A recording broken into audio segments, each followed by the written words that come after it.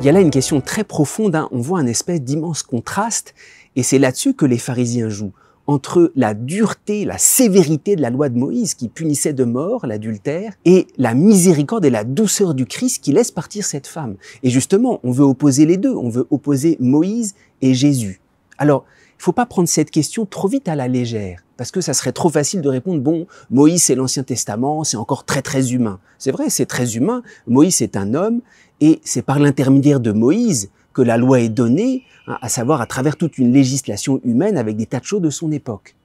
Mais la loi de Moïse, elle est bien une loi divine, même si c'est par l'intermédiaire de Moïse. Elle est donnée sur le mont Sinaï, c'est une loi proprement divine, c'est vraiment Dieu, dans l'écriture, dans sa parole, qui demande qu'on punisse cette femme de mort. Alors on ne peut pas trop vite dire, oui, ça c'était l'Ancien Testament, mais c'est quand même une loi divine.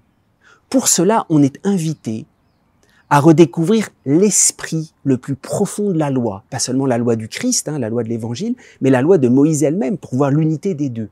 L'esprit le plus profond de la loi, d'une certaine manière, hein, si on peut parler ainsi, ce n'est pas la justice, hein, au sens de la justice des hommes. Parce que c'est vrai, il y a une justice dans l'Ancien Testament, il fallait rétablir, il y a une peine, etc. Et c'est vrai, il y a tout cela, mais c'est pas le plus profond.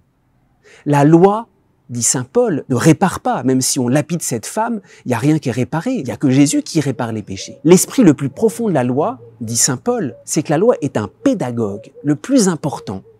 Et c'est pour ça que cette peine de mort n'est pas un absolu, c'est donné à tel moment de l'histoire d'Israël. Le plus important, c'est la pédagogie, c'est-à-dire rééduquer, sortir l'homme de la violence, de la mort, du péché là où il est. Et parfois, c'est vrai, Dieu prend son langage.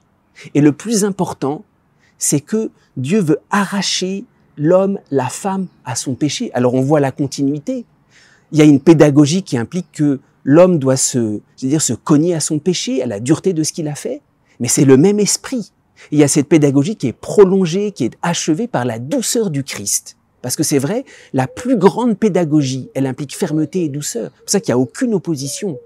Et en réalité, on voit l'unité des deux. C'est la douceur de Dieu qui vient rechercher l'homme jusque dans la violence là où il est. Et d'une certaine manière, on voit ici dans cet immense évangile de la femme adultère que le Christ achève la loi.